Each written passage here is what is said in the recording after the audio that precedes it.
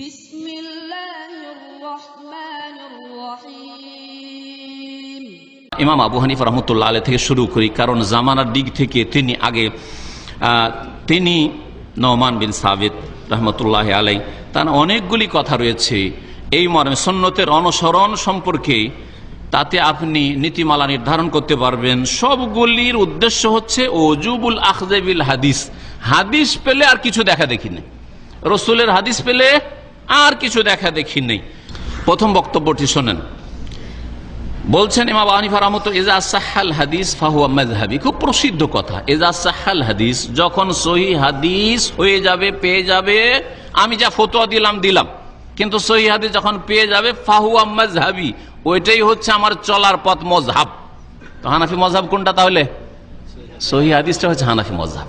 তাহলে আপনি যদি সহিহ হাদিস মানেন কোন ক্ষেত্রে, আর ফিকার কিতাবের কদুরির একটা ফতোয়া না মানেন বা 10টা ফতোয়া না মানেন, হেদায়ার যদি আর বেকার যদি আপনি 50টা ফতোয়া না মানেন, তো হানাফি থেকে বেরিয়ে গেলেন না, আপনি হচ্ছেন খাঁটি হানাফি। শুনে রাখেন ভালো করে, ইজা সাহহাল হাদিস, সহিহ হাদিস যদি পেয়ে যাও, সেটাই হচ্ছে আমার মযহাব, সেটা হচ্ছে ইমাম আবু হানিফা রাহমাতুল্লাহ আলাইহির মযহাব। আর কেউ যদি বলে না না সহিহ হাদিস মানবো না, ফিকাতে যে আছে এরকম, তাহলে সে নকল হানাফি, সে আসল হানাফি না। কার ভাষায়? ইমাম সাহেবের ভাষা, আমাদের ভাষায় নয়। 2 নম্বর কথা, এটি রয়েছে ইবনে আবিদিনের হাসিয়ার প্রথম খণ্ড 63 পৃষ্ঠায়। 2 নম্বর বক্তব্য তার শুনে তিনি বলছেন, লা ইয়াহিল্লু লি আহাদিন আন ইয়াখুযা বিকাউলিনা মা লাম ইয়ালাম মিন আইনা আখাযনাহু। কোন ব্যক্তির জন্য হালাল নয় যে আমাদের কথা নিয়ে আমল করা শুরু করবে, যতক্ষণ পর্যন্ত না জান, মালাম ইয়ালাম, যতক্ষণ পর্যন্ত না জানবে যে মিন আইনা আখাযনাহু, কোনখান থেকে, কোন আয়াত থেকে নিলাম এই মাসলাটা, আর না কোন হাদিসের ভিত্তিতে নিলাম, যতক্ষণ না জানবে শুধু ফতোয়া দিতে থাকবে, অমুক বলেছেন, অমুক কিতাবে আছে, এইরকম করা হালাল নয়। মানে কি হালাল নয়? মানে কি? যদি বলি আপনাকে কুকুরের গোশত হালাল নয়, মানে কি? হারাম, হারাম।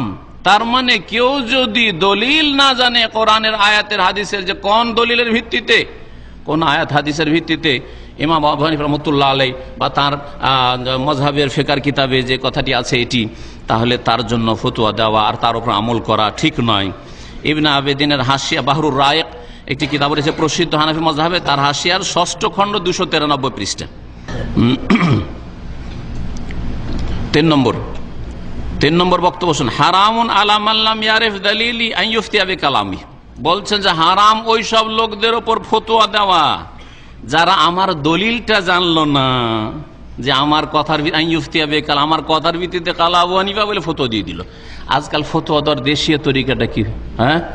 অমুক কিতাবে আছে, ফতোয়া আলমগীরিতে আছে, ফতোয়া শামিতে আছে, আর ফতোয়া আলমা দেওবন্দে আছে, ফতোয়া অমুকে আছে, আর ব্যাস, হেদায়েতে আছে, বেকায়াত আছে, কদরিতে আছে, মুখতাসারাতে আছে, অমুক আছে, এই হল মবসুতি আছে, এইভাবে ফতোয়া দেওয়া। এগুলি একটিও হাদিসের কিতাব নয়, আর কালা রাসূলুল্লাহ না, সেগুলি কালা অমুক অমুক অমুক বলেছেন, অমুক অমুক ইমামরা বলেছেন। তাহলে এটা হচ্ছে হারাম। 4 নম্বর তার বক্তব্য শুনেন, বলছেন ইমাম আবু হানিফা রাহমাতুল্লাহ আলাইহি, ফাইন্নানা বাশার, আমরা হচ্ছে মানুষ, নাকুলুল কাওলা আলিয়ম, আজকে একটা ফতোয়া বলি, আমরা একটা কথা বলি, ও নারজিউ আনহু গাদান, আগামীকালকে যখন কোন সহিহ হাদিস পেয়ে যায় বা একটা স্পষ্ট আয়াত খেয়াল ছিল না পেয়ে যায়, তো নারজিউ আনহু গাদান, সেটা থেকে প্রত্যাবর্তন করি, ফিরে যাই, সেই কথা প্রত্যাহার করি। তারপরে শোনেন আর একটি বক্তব্য, এটি হচ্ছে শেষ বক্তব্য ইমাম আবু হানিফা রাহমাতুল্লাহ আলাইহি। তিনি বলছেন তার প্রধান ছাত্র, কে বলতে পারেন তার প্রধান ছাত্রের নাম? ইমাম আবু ইউসুফ রাহমাতুল্লাহ আলাইহি, যে দীর্ঘকাল ধরে আব্বাসী খলিফাদের যুগে খেলাফত আমলে তিনি রাইসুল কোজাত, কাজীউল কোজাত বলা জায়েজ নয় সেজন্য বললাম না, রাইসুল কোজাত মানে প্রধান বিচার, বিশাল আব্বাসীয় খেলাফত, আজকালকার মতো ছোট ছোট দেশ না, বিশাল আব্বাসীয় খেলাফত, মক্কা মদিনা ইয়ামান থেকে শুরু করে আজারবাইজান, উজবেকিস্তান, আর কত দূর দূর পর্যন্ত চীনের বর্ডার পর্যন্ত, এই বিশাল খেলাফতের যুগে রাজধানী ছিল বাগদাদ, আর তিনি ছিলেন প্রধান বিচারপতি। ছাত্রকে আবু ইউসুফকে বলছেন আবু হানিফা রাহমাতুল্লাহ আলাইহি, যে শোনো, ওয়াইহাকা ইয়া ইয়াকুব, আবু ইউসুফের নাম কি ছিল জানেন? ইয়াকুব। আবু ইউসুফ মানে ইউসুফের বাপ। আমাদের দেশের লোকের অনেকের নাম আবু শাহাদাত, আরে আপনি তো শাহাদাতের বাপ, আপনার নাম বলছে, আমার নাম আবু শাহাদাত।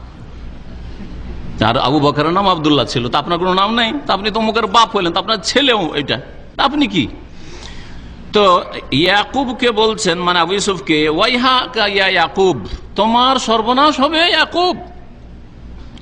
লা তাকতুব কুল্লা মা তাসমাউ মিন্নি, আমার থেকে যা শুনছো আলোচনায় দার্সে তাই লিখে রেখে দিও না। তখনকার যুগে লেখার যুগ ছিল, আজকের যুগে রেকর্ডের যুগ। এই জন্য রেকর্ডের ক্ষেত্রে প্রথম আমি খুব দ্বিধাদ্বন্দ্বে ছিলাম, আর এখনো বলছি, স্পষ্ট ভাষায় বলছি যে আমাদের সবগুলি কথা নকল করছেন আর রেকর্ড করছেন, এটা আমাদের জন্য মুসিবত হবে না। কারণ আমরা যা বলছি সেগুলি দলিল নয়, যদি দলিল না থাকে তার পিছনে, আমাদের কথার পিছনে যদি কোরআনের আয়াত না থাকে একটি, কমপক্ষে রাসূলুল্লাহ সাল্লাল্লাহু আলাইহি ওয়াসাল্লামের একটি সহিহ হাদিস না থাকে, তো কোনো দলিল না, কোনো মূল্য রাখে না। ওইভাবেই ছেড়ে দেবেন যেমন অন্যের কথা ছেড়ে দেন। এটা হচ্ছে স্পষ্ট কথা আমাদের, এটা হচ্ছে মানহাজ। এই মানহাজ রাসূলুল্লাহ সাল্লাল্লাহু আলাইহি ওয়াসাল্লাম সাহাবায়ে কেরামরা মদিনায় শিখিয়ে গেছেন।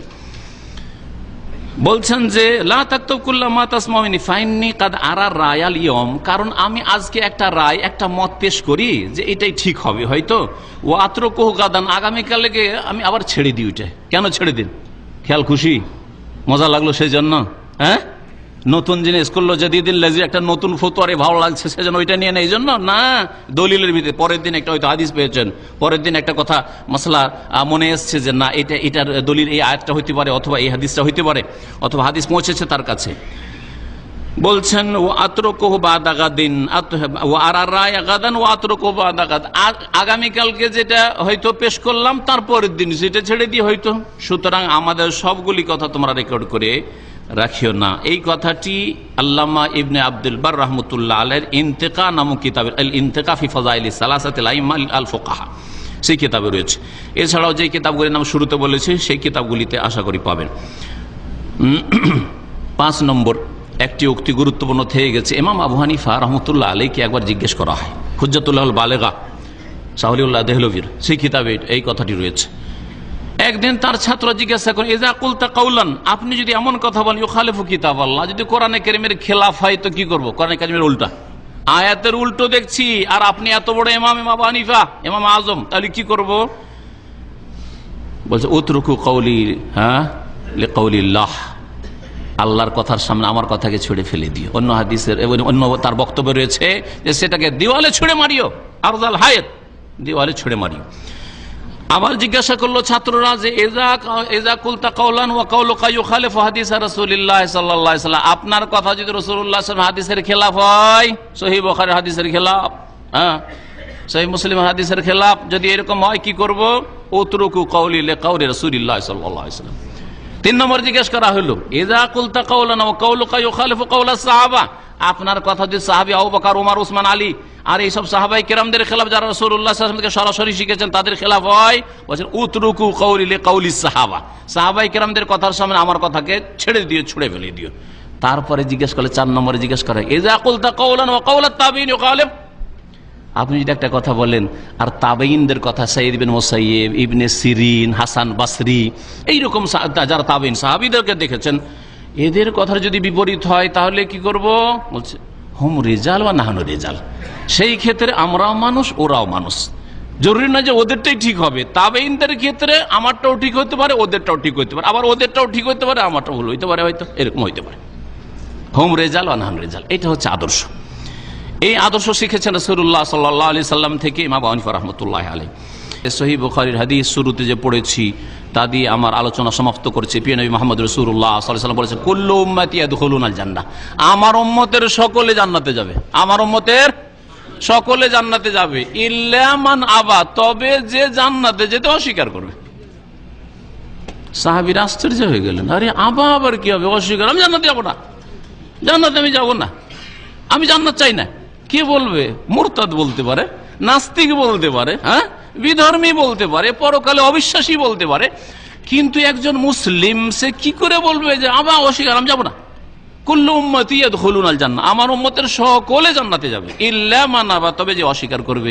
কিলা মান আবা, সাহাবীরা বলেন মান আবা ইয়া রাসূলুল্লাহ, কি আবার অস্বীকার করবে? এরকম বেকুফ কি আছে নির্বোধ? কালা, নবী সাল্লাল্লাহু আলাইহি ওয়াসাল্লাম বললেন মান আতানি দাখালাল জান্নাহ, যে আমাকে মানলো সে জান্নাতে যাবে। অমান আসানি, যে আমার নাফরমানি করলো, বিরুদ্ধাচরণ করলো, অন্যের কথার ভিত্তিতে রসুলের কথাকে অমান্য করলো, ছেড়ে দিল, অস্বীকার করলো মানতে, সংকীর্ণতা বোধ করলো, সংকোচ বোধ করলো যে না না এটা আমাদের তরিকাতে নেই, এইভাবে ছেড়ে দিল, ফাকাদ আবাসে, জান্নাতে যেতে অস্বীকার করলো। আল্লাহ পাক রব্বুল আলামিন যেন হক কথা বুঝার তৌফিক দান করেন। আল্লাহ পাক রব্বুল কোরআন এবং হাদিস মেনে চলার যেন তৌফিক দান করেন। সাহাবায়ে কেরামের তরিকায় যেন চলার তৌফিক দান করেন।